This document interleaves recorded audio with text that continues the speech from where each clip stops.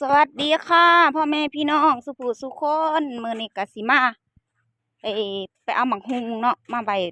ตำเนาะพี่น้องสิมาตากผ้าไว้สะก่อนจังสิไปปิดเอาหมักฮุงเนาะพี่น้องเฮาก็ปั่นผ้าไว้เฮาสิมาตากผ้าเฮาก่อนจ้าปั่นผ้าห่มจ้ะนี่ปั่นผ้าห่มไว้ทาลูกชายจ้าลูกชายสิมาหามาเที่ยวเล่นน้ำจ้าเฮาก็สิมาตากผ้าห่มให้เบิ่งตากผ้าห่มก็เด้อจ้าพี่น้องเด้อ ตากผ้าห่มเสร็จเป็นที่เรียบร้อยแล้วพี่น้อง อันนี้ก็ผ้าขนหนูพื้นหนึ่งเนาะของผู้จัดการส่วนโตวเฮา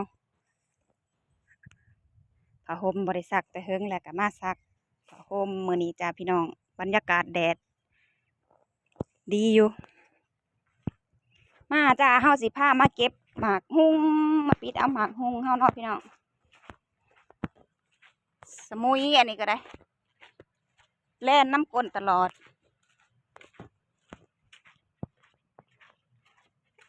นี่แล่นมาน้ำเลย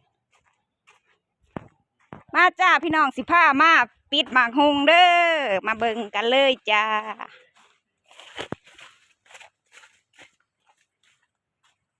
นี่จ้าอ้าวผู้ใดเอาไปบ่เลย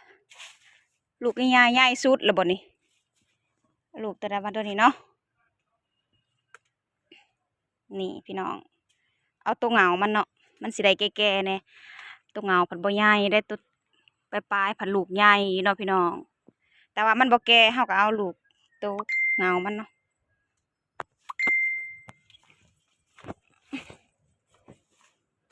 อะไรจ้าได้แล้วเอากระสิมาซับกันเลยเวลากะไก่สิเที่ยงเนาะพี่น้องเอากระสิมาเตรียมเห็ดส้มตำรอนะคะอันนั้นเนาะพี่น้องเนาะคลิปนี้ก็ขอฝากไว้สำนีเด้อจ้าเด้อพอกันในคลิปหน้าเด้อจ้าสวัสดีค่ะ